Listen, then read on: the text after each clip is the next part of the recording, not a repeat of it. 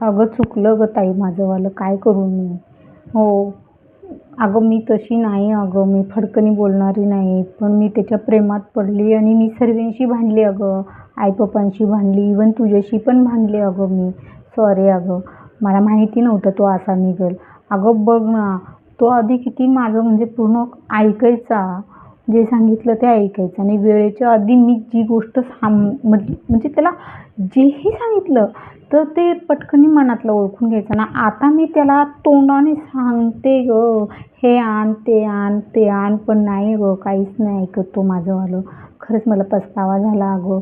पण मी आता काही नाही करू शकत. बघ ना, त्याच्यामुळे मी आई-वडिलांशी भांडली, ते माझं माहेर तुटलं आणि तू माझ्याशी बोलते तेवढी तुझ्याशी पण मी खूप भांडली होती अगं. हे लव्ह मॅरेज मला लई महागात पडलं अगं. कारण की त्याच्यासाठी सर्व सोडलं आणि तो माझ्याशी चांगला वागला.